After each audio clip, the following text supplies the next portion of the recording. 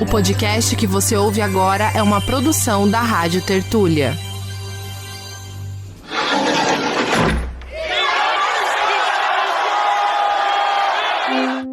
Onde talvez não tenha havido avanço e tenha havido o que de fato é um retrocesso preocupante é na compreensão das relações entre movimentos e instituições. O que a gente precisa é ter justamente um outro entendimento do que significa apoiar um governo. Que apoiar o governo não é entregar um cheque em branco, um papel em branco para esse governo, para que ele negocie qualquer coisa em nosso nome. Começa agora Guilhotina, o podcast do Le Monde Diplomatique Brasil. Eu sou Luiz Brasilino e estou aqui com Bianca Pio. E aí, gente, tudo bem? Bom, nesse episódio recebemos o filósofo Rodrigo Nunes. Oi, Rodrigo, tudo bom? Tudo bom? Prazer estar aqui de novo. Seja bem-vindo mais uma vez ao Guilhotina, agora no episódio 207. Rodrigo lecionou de 2013 a 2023 no Departamento de Filosofia da PUC-Rio e atualmente é professor de Teoria Política da Universidade de Essex, no Reino Unido. Ele é autor do Transe à Vertigem, Ensaios sobre o Bolsonarismo em um Mundo em Transição, que foi lançado em 2022 e foi tema do nosso episódio 186 do Guilhotina. Esse ano ele está lançando pela editora Ubu o livro Nem Vertical Nem Horizontal, uma teoria da organização política. Rodrigo, você poderia falar para a gente sobre o livro? Ele originalmente foi publicado em inglês em 2021, né? Por que você decidiu fazer uma edição brasileira nesse momento? Bom, na verdade, eu tinha decidido fazer a edição brasileira desde o início. Ela ficou pronta nesse momento, né? Inclusive, ela era para ter saído... O plano original é que ela saísse ano passado, mas aí, enfim, conversando com o Gu, a gente chegou à conclusão que eu tinha produzido desde a publicação, desde que tinha saído a edição inglesa do Nem Vertical Nem Horizontal, eu tinha acumulado um material sobre bolsonarismo, sobre a ascensão da extrema-direita e tal, e a gente acabou optando por publicar esse material primeiro, que na verdade acho que foi uma decisão muito acertada, né? Não só porque justamente a gente pegou exatamente a publicação desse livro, que se chama Do Transe à Vertigem, Ensaios sobre o Bolsonarismo no Mundo em Transição, pegou exatamente o início do período da campanha eleitoral no ano passado, então acabou tendo uma recepção muito boa por conta disso, mas também porque naquele momento de campanha eleitoral ninguém estava muito afim de discutir a política para além da política institucional, para além dos tempos das campanhas eleitorais, que é justamente o que faz esse livro. E aí acabou que, um tanto por sorte, o livro ficou pronto exatamente a tempo do aniversário de junho de 2013. Então, muito por linhas tortas e bastante por acidente, acabou que os dois livros saíram com um timing muito bom, que são dois acertos pelo qual eu não reivindico qualquer responsabilidade. Na verdade, eu acho que isso foi muito mais sorte do que planejamento da minha parte. Rodrigo, queria começar te perguntando sobre o livro, tomando emprestada uma questão que você faz na introdução, né? Que é: o que é a organização política em termos gerais, para que serve e o que essa organização política pode e não pode ser? Bom, esse livro ele acabou sendo publicado em inglês em 2021, mas eu começo a pesquisa que vai desaguar nesse livro para valer a partir de 2013, muito sobre o impacto dos protestos aqui no Brasil em junho de 2013, mas também de toda aquela onda que já vinha da Primavera Árabe, dos indignados na Espanha, do Occupy, etc. E, na verdade, várias dessas questões já me acompanhavam desde antes, já era um projeto que eu tinha na cabeça quando eu estava fazendo meu doutorado na Inglaterra, que era um doutorado sobre temas bem distintos.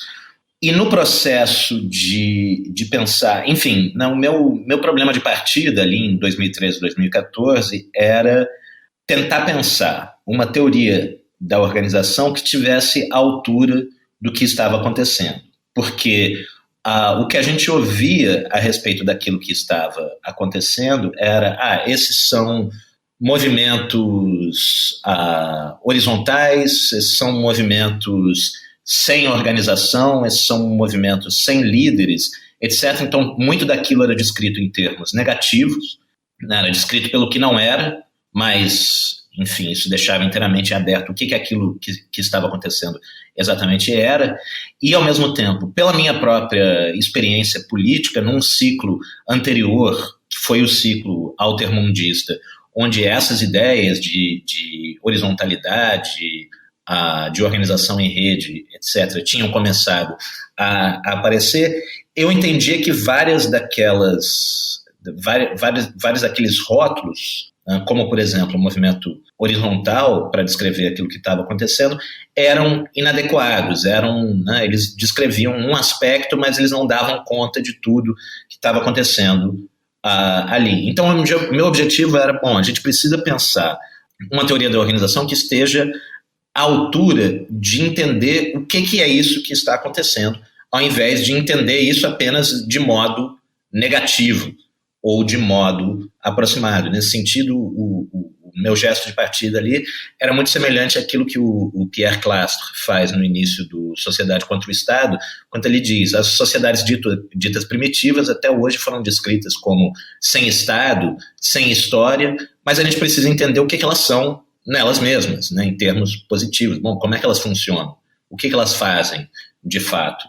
Ao invés de simplesmente, né, projetar aquilo que a gente esperava que estaria lá e aí dizer, não está aqui, falta isso.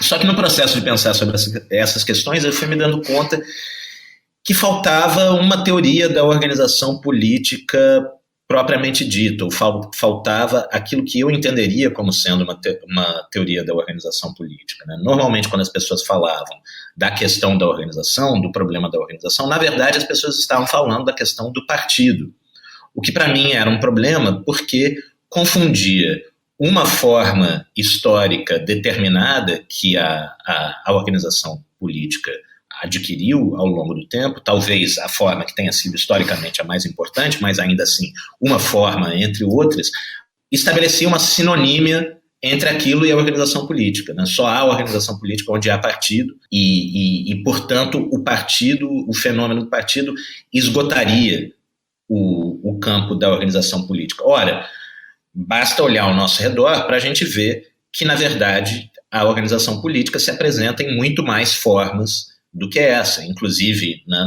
do final do século XX para cá, tende a se apresentar muito mais em outras formas que não a forma partido. E uma teoria da organização política precisa ser, portanto, capaz de dar conta dessa pluralidade de formas, e mais apenas que uma simples pluralidade de formas, do fato de que essa pluralidade de formas organizacionais, de tipos de organização, de tipos de ação política, de graus de organização, que podem ir, né, desde o mais temporário e mais precário até aquelas coisas que são mais duradouras, que são mais consistentes, que são formalizadas como estruturas formais, né, com um organograma, com regras precisas, etc. Essa pluralidade, ela coexiste no tempo, né, sempre tem mais de uma organização, e, portanto, na verdade, o que uma teoria da organização política precisa pensar é muito mais, o ponto do qual ela precisa partir é muito mais como que todas essas coisas interagem entre si, né? Diferentes formas de ação, diferentes formas organizacionais, diferentes ações que têm diferentes graus de organização, mas também uma infinidade de indivíduos que não são afiliados a nenhuma organização em particular.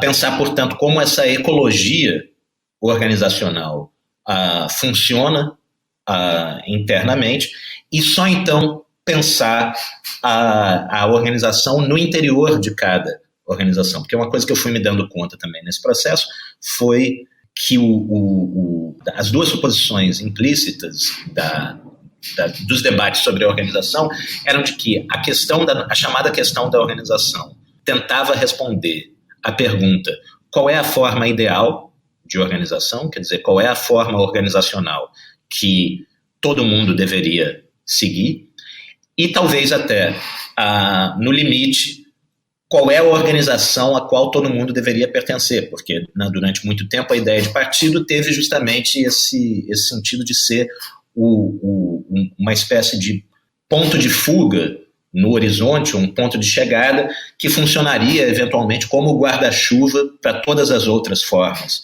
de organização, inclusive para a organização estatal que estaria submetida ao partido. O que significa, né, que tem uma outra suposição implícita aí, que é a suposição de que existe uma forma ideal, de que haveria uma forma ideal, que haveria alguma forma organizacional que resolveria o problema da organização, que é outra coisa da qual estou me afastando. Estou dizendo, na verdade, a organização existe sempre de maneira plural e não existe forma ideal, tanto porque, né, diferentes maneiras de se organizar servem para diferentes fins, como porque, na verdade, não existe nenhuma forma que seja capaz de resolver todos os problemas da organização de uma vez só. Então, isso coloca a questão, bom, afinal de contas, o que é, então? Se ninguém pensou isso desde o início até agora, né, e era essa questão que eu estava me colocando, o que é a organização política? A resposta que eu propus para isso é a seguinte, o problema da organização política, ele tem a ver com os meios que nós nos damos para reunir, para direcionar, para armazenar, para canalizar, e uma série de outros verbos que eu vou empregando ao longo do caminho no livro, uma potência de agir coletiva. E isso imediatamente nos faz enxergar uma coisa a respeito da organização, né? Por conta de todos os traumas das experiências históricas do século XX, sobretudo aquelas associadas, né, ao bloco soviético, aos antigos partidos comunistas, etc., nós, herdeiros dessas experiências, temos uma tendência a pensar a organização simplesmente do ponto de vista dos seus riscos, do ponto de vista do seu excesso. Uma organização excessivamente monolítica, excessivamente poderosa, ela acaba se voltando contra a nossa própria potência coletiva. Ela acaba deixando de ser um instrumento dessa potência coletiva para se tornar um obstáculo e uma forma de opressão ou dominação nela mesma. Só que a gente esquece do outro lado da questão, né, que a organização também é uma condição de possibilidade. Se você não reúne a potência de agir de vários indivíduos, se você não armazena essa potência de agir, se você não a canaliza, se você não a organiza de alguma maneira, o que você tem é simplesmente a capacidade de agir de vários indivíduos isolados. E essa capacidade de agir de vários indivíduos isolados é evidentemente muito reduzida diante dos desafios de transformação estrutural dos sistemas econômicos, políticos, de dominação e opressão, etc., que a gente tem pela frente. Rodrigo, no segundo capítulo, você critica uma certa tendência da esquerda em apresentar pares conceituais excludentes, né, como se fosse uma coisa ou outra, né? Por exemplo, horizontalidade, verticalidade, centralização, descentralização. Na sua avaliação, esse apego à forma ele já não cabe mais? Pois é, essa tendência eu identifico também como um resultado desses traumas do século XX e de uma melancolia, ou de duas melancolias, eu sugiro que são associadas a esses traumas, ou associadas às derrotas dos projetos emancipatórios do século XX. É evidente que se você pegar, né, enfim, a maioria dos debates, até hoje, muitos dos debates que a gente vê, e, enfim, eu me lembro que quando eu estava, digamos, chegando à maioridade política no final da década de 90, início dos anos 2000, vários dos debates pareciam ter essa forma, né? A maioria dos debates pareciam ter essa forma, que você tinha que escolher entre a micropolítica e a macropolítica, você tinha que escolher entre a horizontalidade e a verticalidade, entre a hegemonia e a autonomia, entre uma unidade centralizada ou a total descentralização, e assim por diante. E é evidente que ninguém, se você perguntasse para as pessoas, mas você acha que realmente daria para simplesmente escolher só uma coisa dessas? Provavelmente a maioria das pessoas diriam, não, na verdade é óbvio que na prática, né, tudo é sempre uma combinação. E, no entanto, isso só tornava mais notável o fato de que sempre que os debates voltavam, eles voltavam sob essa forma de uma escolha. E o que tem, o que eu sugiro no livro, que talvez esteja por detrás dessa tendência, é que, na verdade, as derrotas, né, dos projetos emancipatórios no século XX, elas nos deixaram o legado de duas melancolias, né? O conceito de melancolia de esquerda, que é um conceito antigo, proposto pelo Walter Benjamin na década de 20, ele voltou à moda nos últimos tempos. Inclusive, quando eu estava escrevendo o livro, quando eu estava trabalhando nesse capítulo especificamente do livro, saiu um livro novo do Enzo Traverso sobre esse tema, que foi traduzido para o português já, e foi um inferno isso, que claro, eu tive que parar o que eu estava fazendo para ler o livro e tentar incorporar isso de alguma maneira no meu argumento. Enfim, a minha sugestão nesse capítulo é que, na verdade, a gente tem duas melancolias que estão associadas à derrota de duas grandes apostas feitas no século XX. Né? Uma que foi a aposta no modelo que a gente poderia identificar de maneira geral e bastante esquemática, a Revolução Russa, de 1917. Né? Então, o modelo de organização através do partido, de tomada do aparelho de Estado, etc. E o outro que vai ser retrospectivamente associado à nova esquerda dos anos 60, a maio de 68 e assim por diante, que seria, né, uma aposta nos movimentos sociais, na organização desde baixo, uma aposta que não necessariamente evita, mas, enfim, não foca toda a sua atenção no Estado e assim por diante. Ambos foram derrotados, mas nenhum dos dois consegue abandonar, ambos os campos, digamos, não conseguem abandonar por completo a sua aposta em cada um desses dois modelos. E, portanto, na medida que eles não conseguem abandonar essa aposta, né, na medida que eles têm um apego melancólico a essa perda, a esse objeto perdido, isso os impede também de aceitar que, bom, talvez haja limites nesse modelo, que são limites que eu poderia ver se eu assumisse um pouco a perspectiva do outro lado. Mas como assumir a perspectiva do outro lado? Seria negar o meu próprio lado, já que os dois lados se constroem em oposição um ao outro, a esquerda 1968, a esquerda 1917. Enfim, o que resulta daí é simplesmente um impasse, né, em que justamente os problemas vão aparecer sempre como uma escolha entre ou isso ou aquilo, quando, na verdade, pareceria muito mais razoável pensar que, bom, a solução está em algum lugar aqui no meio. E algum lugar aqui no meio não simplesmente no sentido de que, né, a gente tem que pegar o que é bom disso e o que é bom daquilo, mas, na verdade, que o problema está mal posto.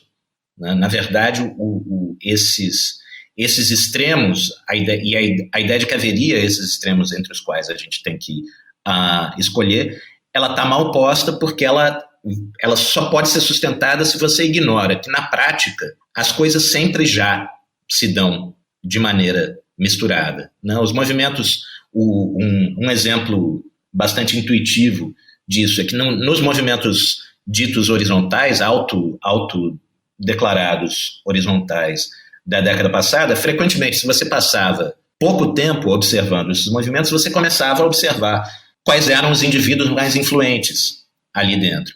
E, na verdade, era graças à presença. Isso não era necessariamente por mal, isso não era necessariamente ruim. Na verdade, frequentemente era o fato de que tinha esses indivíduos mais influentes e eles agiam de maneira positiva para os interesses do grupo que permitiam as coisas avançar. Mas, no entanto, essa realidade precisava ser o tempo inteiro negada, escamoteada pelos próprios participantes daqueles movimentos, porque aquilo não correspondia à imagem que eles faziam deles mesmos e a qual eles acreditavam que eles precisavam responder. Quando eu digo nem vertical nem horizontal, no título do livro, não é, né, vamos pegar um pouquinho daqui, um pouquinho dali, mas é justamente, olha, na verdade, esses extremos nunca existiram. Né? Na verdade, a gente só consegue identificar esses extremos existindo no mundo se a gente descreve mal aquilo que efetivamente está acontecendo no mundo. E no fundo desse apego melancólico, a gente encontra de novo esse problema da forma ideal, né? A crença de que, bom, haveria uma forma ideal, haveria um modelo ideal que bastaria implementar para ser vitorioso, né? Para não apenas ganhar, mas ganhar da maneira certa, digamos. E, bom, isso de novo me parece fantasioso, tanto do ponto de vista organizacional, por aqueles motivos que a gente discutia antes, como do ponto de vista estratégico, né? Porque, na verdade, as condições ideais para a execução de uma estratégia no mundo nunca estão dadas e, portanto, a execução de toda estratégia sempre será acidentada, digamos, no sentido de que ela será impura, né? No sentido de que nenhuma estratégia jamais poderá ser implementada de maneira pura no mundo, logo, tampouco existirá jamais um modelo estratégico ideal que possa ser aplicado. Rodrigo, seguindo ainda nos traumas aí do século XX, você observa no livro que o termo revolução praticamente desapareceu do discurso das organizações políticas de hoje em dia, né? Diferentemente do que acontecia há até bem pouco tempo atrás. Isso é um resultado, imagino, do fim da União Soviética, né? Quais as consequências para essas organizações do desaparecimento da palavra revolução?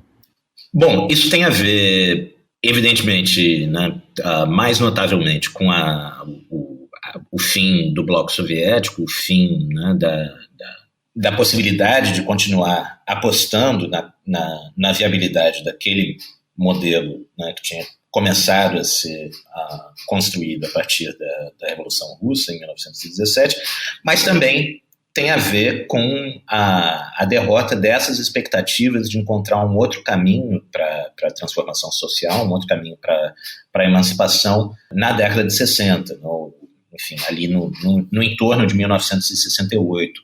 Porque 1968 é importante a gente lembrar, né, embora hoje se muita gente trate isso como se, na verdade, 1968 já fosse uma rejeição da ideia de revolução, mas o que está em jogo em 1968 é, em grande medida, uma discussão sobre como fazer política revolucionária diante da sensação de que, bom, aquela tentativa, né, da primeira metade do século tinha fracassado não no sentido de ter falhado, de não ter conseguido tomar o poder ou de não ter conseguido promover uma série de transformações, mas não ter conseguido promover a emancipação a que ela se propunha.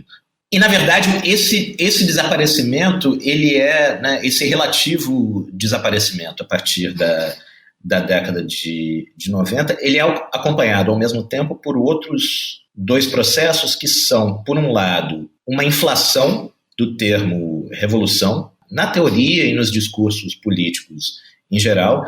Então, o que a gente observa é que uma série de coisas que no passado poderiam ser, no máximo, descritas como sendo parte de um processo revolucionário, passam a ser descritas elas mesmas como revoluções, o que me parece ser um sintoma do fato justamente de que, bom, agora que não existe mais o horizonte de transformação revolucionária, então o consolo que a gente pode ter é tratar uma série de coisas que, na verdade, são locais, são temporárias, como se fossem o único análogo da revolução que a gente pode ter.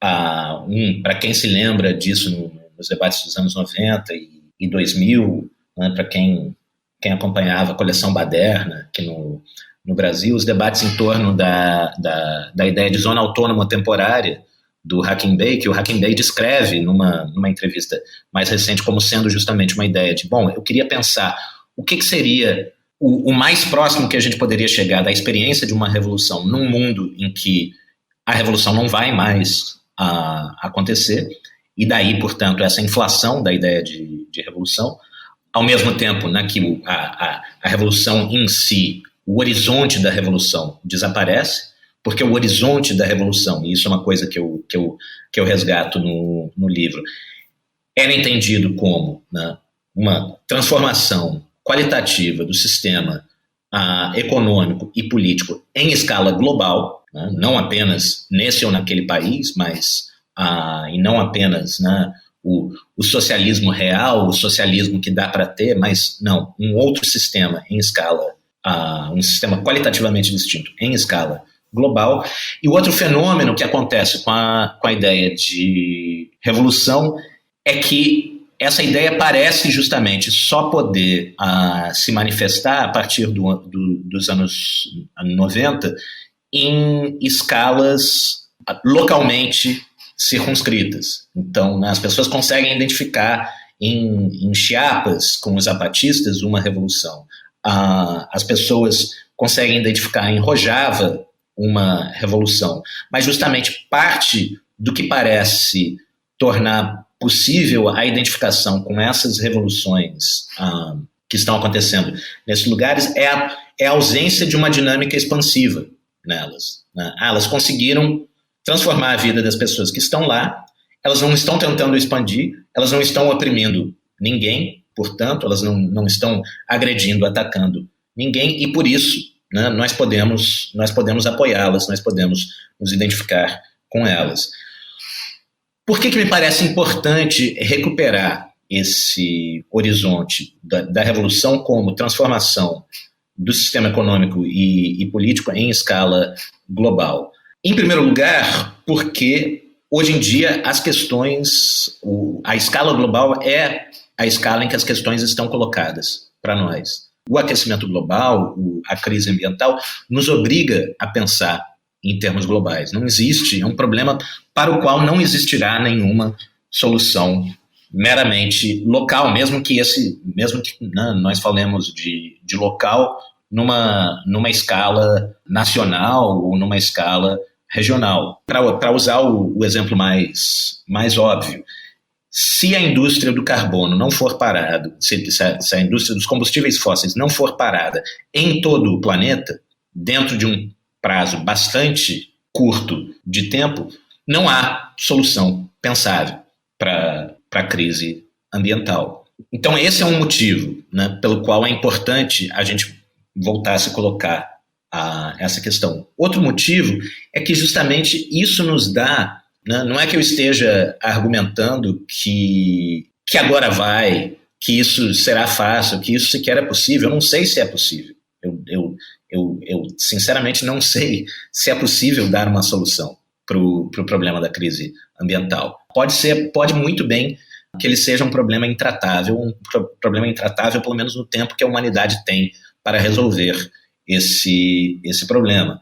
Porém, né, o problema se coloca nessa escala e, portanto, né, nessa escala que nós precisamos voltar a pensar, mas também, a partir do momento que a gente se coloca essa escala, isso nos oferece, evidentemente nós não somos capazes de agir nessa escala de maneira imediata, de maneira direta, né? Ninguém tem a capacidade de intervir diretamente nessa escala, nem em termos temporais, nem em termos espaciais. Não existe uma agência, um agente organizado internacional capaz de intervir nessa escala. Porém, colocar essa escala como horizonte nos dá um critério pelo qual a gente pode medir se a gente está fazendo progresso ou não, né? Que me parece um critério muito mais eficiente do que, por exemplo, aquele que acaba sendo o critério mais natural na ausência de qualquer horizonte de transformação sistêmica, que é simplesmente o avanço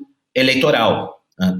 Porque o fato de que a gente ganhe mais votos hoje do que a gente ganhou numa eleição há 4 anos atrás, ou seja, quando for, na verdade, por si só não prova absolutamente nada, né? Não prova nem que a gente vá continuar avançando nas próximas eleições, que a nossa parcela do voto vá continuar crescendo, nem que os motivos desse crescimento sejam porque a transformação, porque a gente está conseguindo encaminhar uma transformação do sistema social e do sistema político e econômico na direção adequada. Então, se colocar algum horizonte nos dá uma condição muito melhor de pensar métricas para a gente medir onde a gente está agora e como a gente pode chegar de onde a gente está agora para onde a gente deveria estar.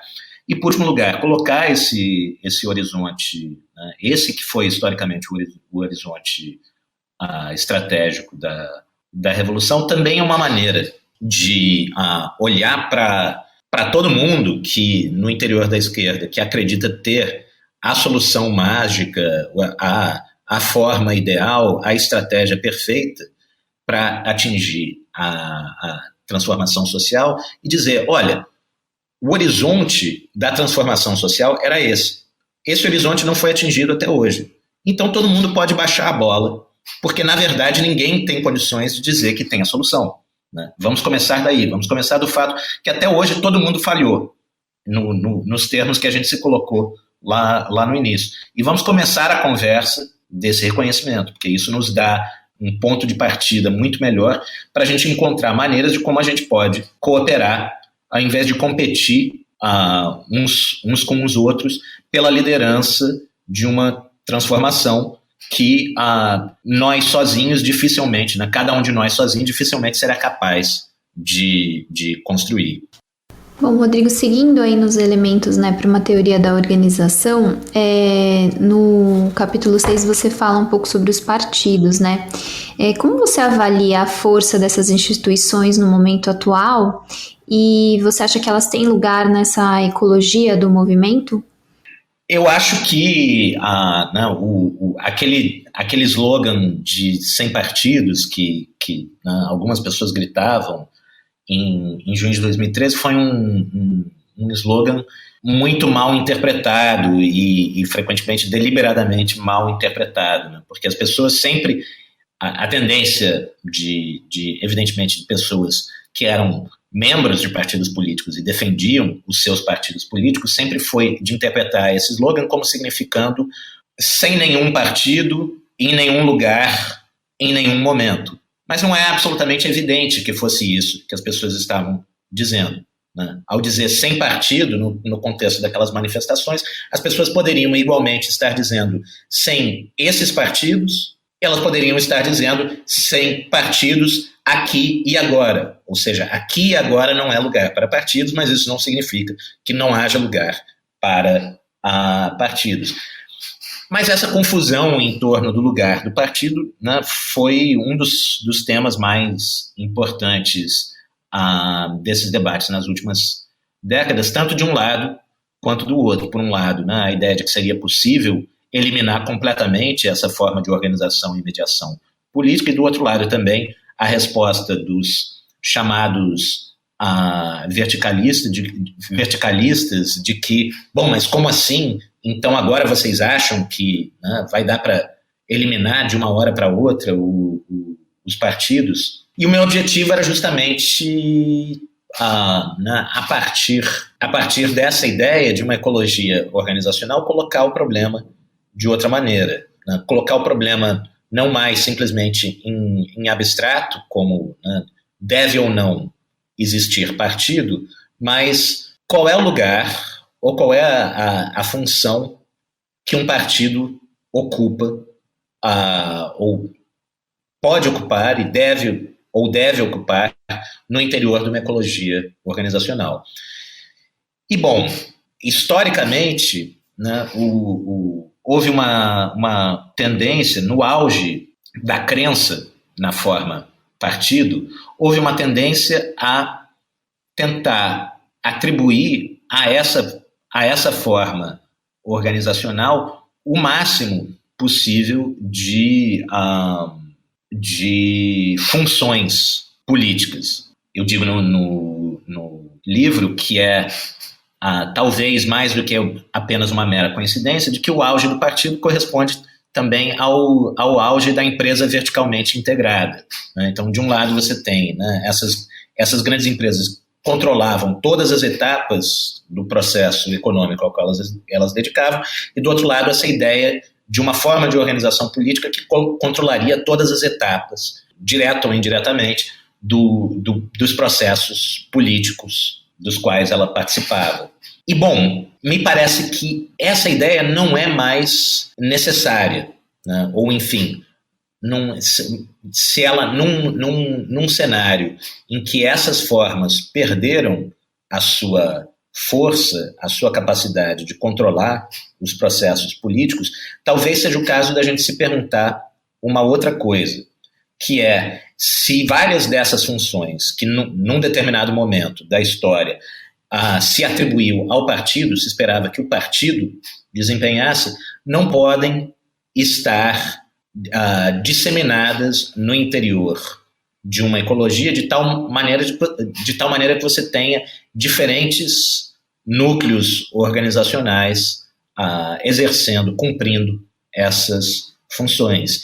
E a ideia de ecologia organizacional é, em grande parte, né, uma tentativa de desenvolver essa aposta, né, que é diferente da aposta que as pessoas frequentemente associam, tanto detratores quanto partidários, associam ao horizontalismo, que frequentemente era a ideia de que, bom, todas essas funções que historicamente se associam ao partido se tornaram obsoletas, porque as condições tecnológicas atualmente existentes nos permitem prescindir de liderança, prescindir de disciplina, prescindir da formação política, né, de uma função pedagógica da política, e assim por diante, né? Então, o que eu estou dizendo é, por um lado, contra a fixação na ideia do partido. Olha, não é necessário que todas essas funções precisem estar concentradas numa única forma, e talvez seja possível pensá-las como estando distribuídas no interior de uma ecologia. Por outro lado, contra os horizontalistas, o que eu estou dizendo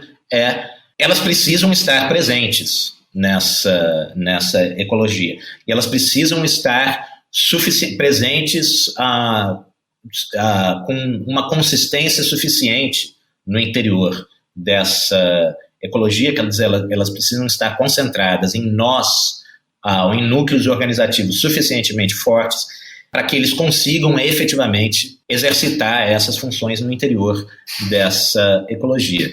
Bom, se a gente pensa isso, que essas funções que se atribuíam ao partido historicamente podem estar distribuídas no interior de uma ecologia, qual função restaria ao partido, que é uma função que realmente não existiria nenhuma forma organizacional que seria capaz de exercer? E me parece que a resposta nesse caso é a função de disputar eleições, a função de disputar o aparelho de Estado, né? Isso, de fato, não tem outra forma. Por enquanto, pelo menos, a gente não conhece nenhuma outra forma política que seja capaz de fazer. E, inclusive, há experimentos hoje de transformar a forma do partido, o funcionamento interno do partido, né?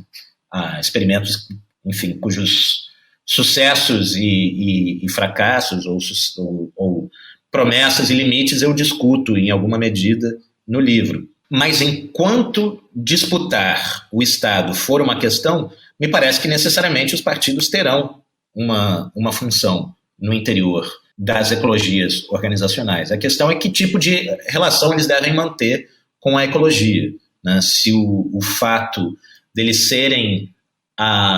exercitarem, deles cumprirem essa função, necessariamente deve torná-los hegemônicos sobre a ecologia, ou se, né, na verdade, não seria mais saudável uma ecologia em que os nós que exercem essa função tenham uma relação mais recíproca com o restante da ecologia e assim por diante. Mas me parece que, enfim, a questão fica mais bem colocada se ela é pensada nesses termos do que nos termos simplesmente, né, em que uma oposição simplista entre verticalismo e horizontalismo colocaria a questão como, né, eliminar os partidos, ou os partidos são não apenas essenciais, mas uma espécie de telos da política, né? A política realmente começa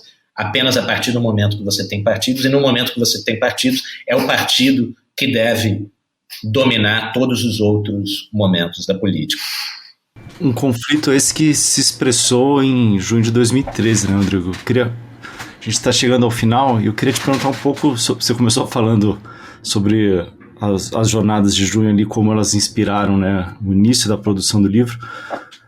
Eu queria te perguntar um pouco sobre que balanço que você faz daquele processo que opuseram a essas duas formas aí, talvez que a gente viu que não são extremas, né, mas opuseram a forma horizontal a uma forma vertical em 2013, os desdobramentos aí que a gente viveu ao longo dessa década, e agora num momento onde talvez esse conflito se anuncie mais uma vez, né, por termos novamente um governo de esquerda apoiado, né, ou formado por várias dessas organizações que também tendem mais a esse verticalismo aí, né, como você falou. Que lições que a gente pode tirar desse processo e também o que você acha que se alguém tirou alguma lição disso, né?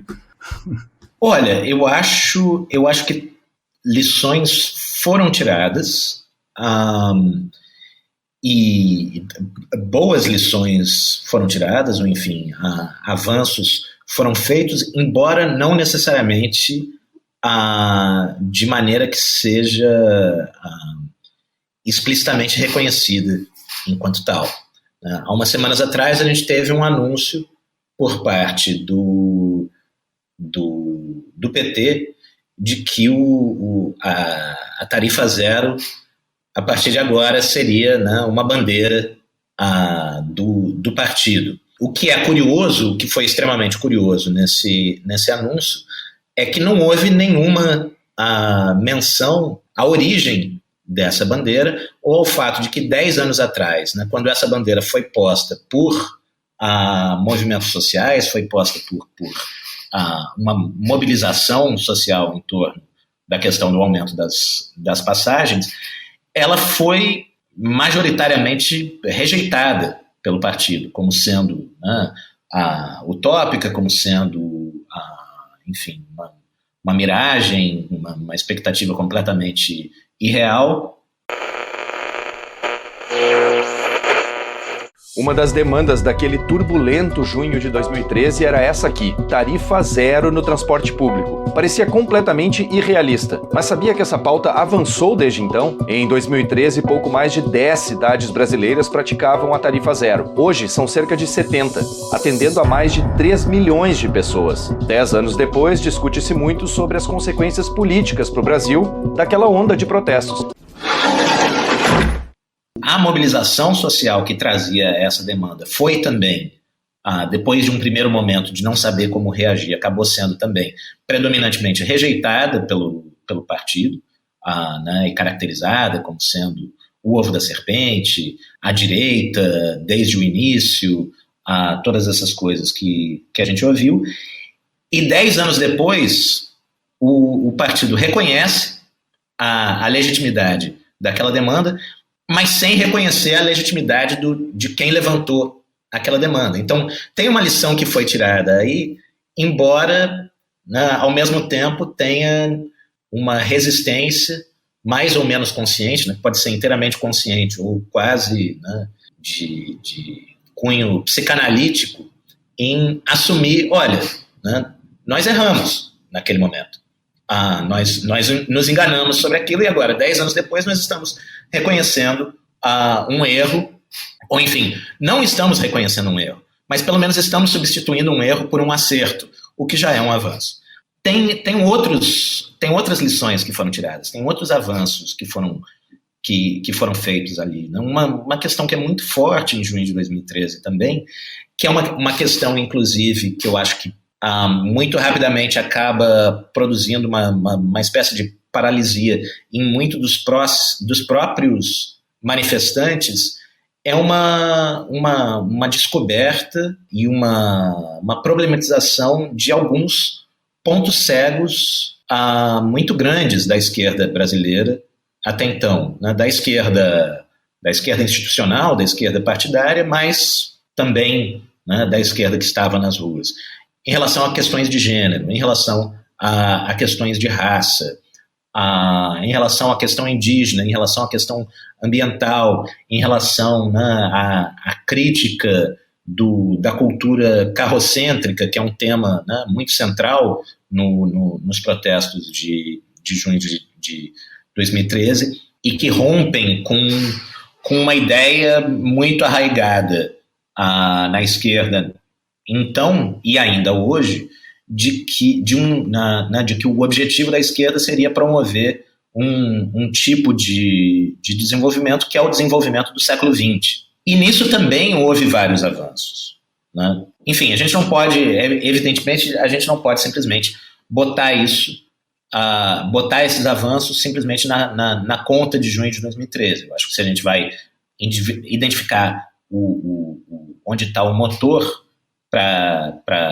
o ponto de partida para esses avanços, ele está, evidentemente, na expansão do acesso à educação superior nas primeiras administrações petistas, a luta dos indígenas, dos negros, das mulheres, etc. Mas eu acho que junho de 2013 contribuiu de maneira decisiva para que essas transformações que vinham acontecendo vencessem uma certa inércia. E esse momento se torna irreversível, me parece, e a gente vê isso, né, hoje na própria formação do governo, no fato de que a gente tem um Ministério dos Povos Originários, pela primeira vez na história, ocupada, né, por uma liderança indígena, que a gente tem o Silvio Almeida, a Aniele Franco no governo, que a gente tem, enfim, um governo que de novo, parece ter reconhecido que várias das coisas que estavam sendo colocadas ali estavam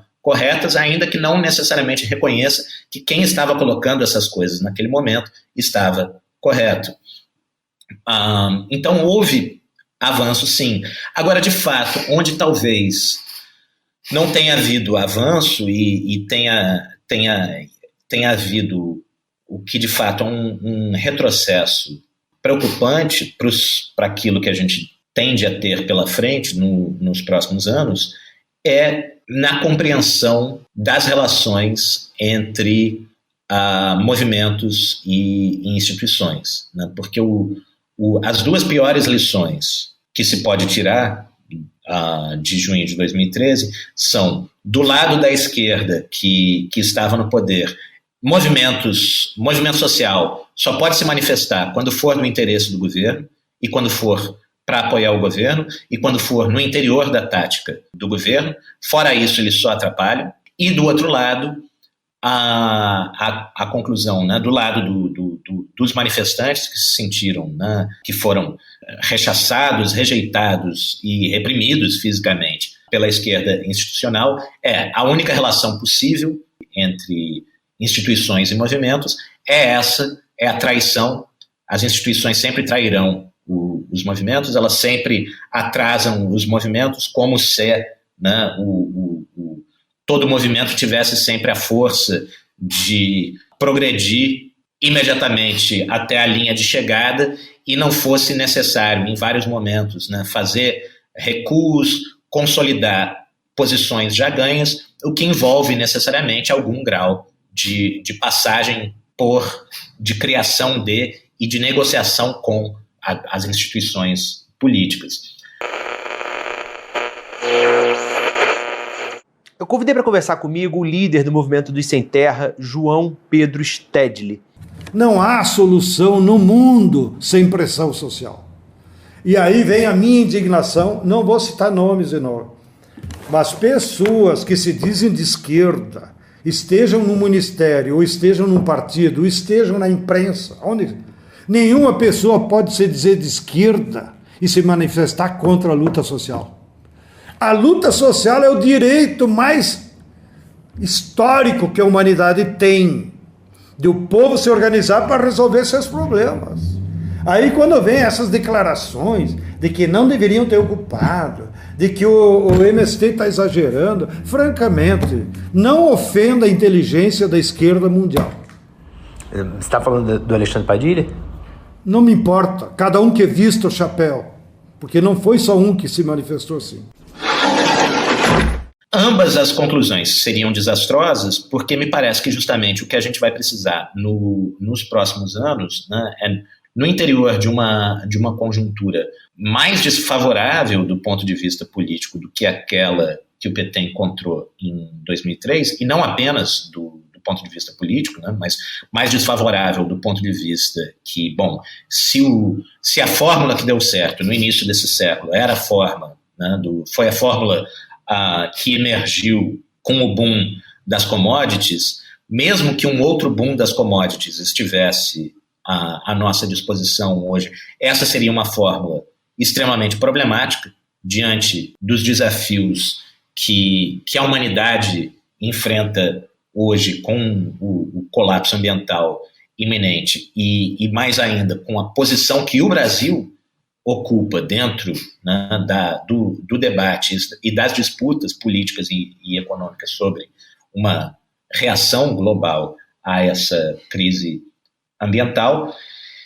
Então, dentro de uma conjuntura que é, sob vários aspectos, extremamente desfavorável, o que a gente precisa é justamente de movimentos que sejam capazes de se mover de maneira independente, de maneira autônoma, para tensionar essa conjuntura e modificar as restrições, as condições, os constraints no interior do qual o governo opera, e ao mesmo tempo que sejam inteligentes o suficiente para dosar a sua ação e entender, olha, aqui a gente vai estar enfraquecendo o adversário ao invés de enfraquecendo o governo, simplesmente. Aqui a gente vai estar melhorando, aumentando a nossa força ao invés de, né, contribuir para aumentar a força do outro lado. Quer dizer, o que a gente precisa nesse momento, ao contrário da ideia de que, né,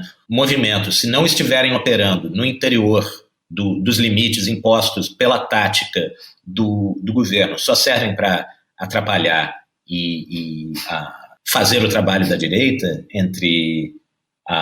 ou fazer o jogo da direita, entre aspas, como se costuma dizer. O que a gente precisa é ter justamente um outro entendimento do que significa apoiar um governo. Que apoiar o governo não é entregar um cheque em branco para esse governo, entregar um papel em branco para esse governo, para que ele negocie qualquer coisa em nosso nome, mas é atuar para modificar as condições no interior das quais ele negocia. E para isso, frequentemente, os movimentos precisam se mover de maneira independente, de maneira autônoma, indo além da tática do próprio governo. Me parece que é só se a gente tiver isso da parte dos movimentos, e se a gente tiver da parte de quem ocupa o governo a inteligência de saber incorporar e jogar com isso, que a gente consegue modificar essa conjuntura no interior da qual a gente está atuando e avançar nas direções em que a gente precisa efetivamente e urgentemente avançar. Perfeito, Rodrigo. Estamos chegando ao final do episódio. A gente gostaria de te agradecer mais uma vez pela participação aqui no Guilhotina. Eu que agradeço. Muito obrigado pelo convite mais uma vez e até a próxima, espero. Valeu, Rodrigo. Obrigado pela conversa e até a próxima. Hoje recebemos o filósofo Rodrigo Nunes. Ele está lançando o livro Nem Vertical Nem Horizontal, uma publicação da editora Ubu. Obrigado a você que nos acompanhou até aqui.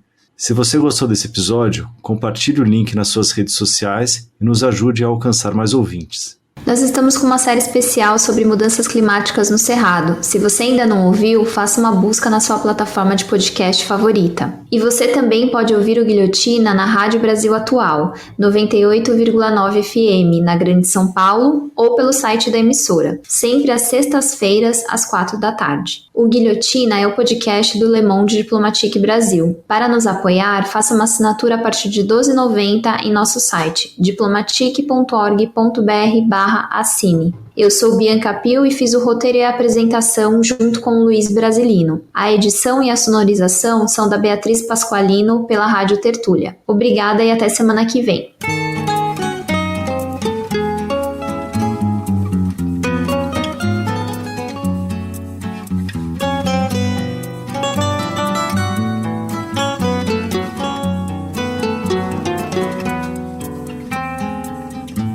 Vou imprimir novos rumos ao barco agitado que foi. vida. Fiz minhas velas ao mar, disse adeus sem chorar, e estou de partida. Todos os anos vividos são portos perdidos que eu deixo pra trás. Quero viver diferente, que a sorte da gente é a gente que faz. Vou imprimir novos rumos ao barco agitado que foi minha vida. Fiz minhas velas ao mar, disse adeus sem chorar, e estou de partida. Todos os anos vividos são portos perdidos que eu deixo pra trás. Quero viver diferente, que a sorte da gente é a gente que faz. Quando a vida nos cansa e se perde a esperança, o melhor é partir, ir procurar outros mares, onde outros olhares nos façam sorrir. Levo no meu coração uma grande lição que contigo aprendi. Tu me ensinaste em verdade que a felicidade está longe de ti.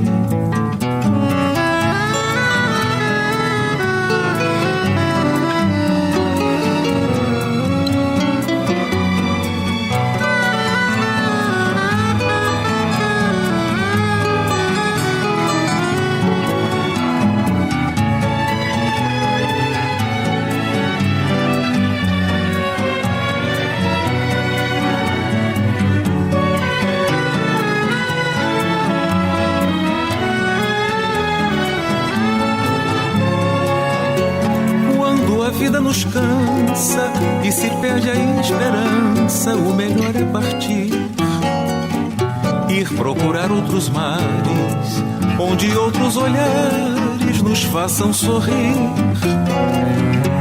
Levo no meu coração uma grande lição que contigo aprendi. Tu me ensinaste em verdade que a felicidade está longe de ti.